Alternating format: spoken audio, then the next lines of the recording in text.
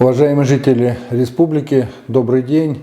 Сегодня я работаю в Воркуте, вылетел сюда вместе с группой врачей и средних медицинских работников Коми республиканской клинической больницы, которые остаются здесь помогать воркутинским врачам бороться с вспышкой ковида. Сейчас, как я и говорил, уже и вчера об этом говорил, Воркута проходит пик заболеваемости, и сегодня у нас очередной антирекорд по числу подтвержденных COVID-19 за минувшие сутки. У нас 181 случай, из них 159 это Воркута. Таким образом, с начала эпидемии в республике лабораторно подтверждено 2266 случаев заболевания коронавирусом. Под медицинским наблюдением находится 1870 человек и выздоровели на сегодняшний день 1025 человек. Самая сложная ситуация сегодня именно в Воркуте, поэтому в городе уже проведено перепрофилирование дополнительного коечного фонда, это для госпитализации всех заболевших, и в том числе для людей, которых мы оставляем в легкой степени заболевания на дому либо в общежитиях. Дополнительно к запланированным изначально по расчетам Минздрава 38 койкам под ковид развернуто сегодня уже 227 коек. Ну, то есть, по сути, почти в 9 раз больше, чем запланировано.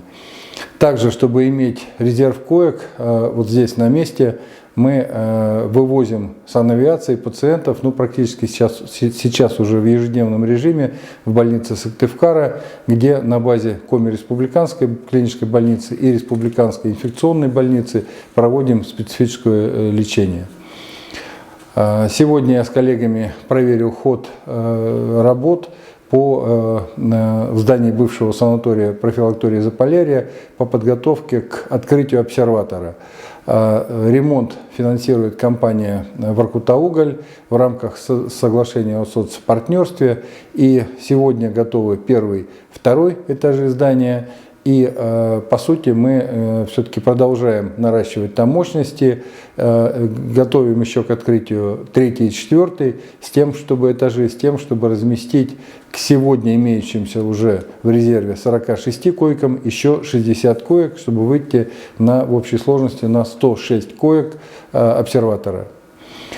Также посетил поселок Варгашор, где встретился с инициативными жителями поселка, обсудил с ними проблемные вопросы и предложения по их решению.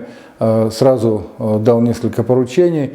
Ну, например, то, что требовало неотложного вмешательства, это Минздраву республики увеличить количество бригад на подстанции скорой помощи. Там была одна бригада, увеличили до 2 бригад, чтобы в обязательном порядке была одна бригада всегда в резерве.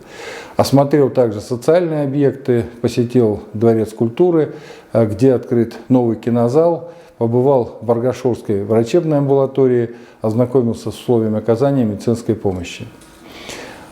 Также провел рабочую встречу с представителями компании «Воркута-Уголь» и главными врачами учреждений здравоохранения города.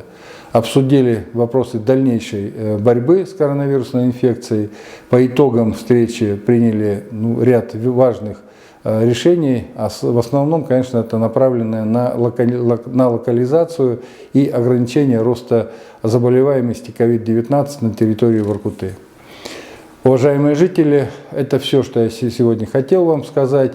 Еще раз напоминаю, что с учетом вот таких двух больших очагов в Воркуте и Усинске мы должны не забывать о мерах безопасности, выходя в общественные места, масочный режим сохранять. Берегите друг друга, будьте здоровы, до завтра.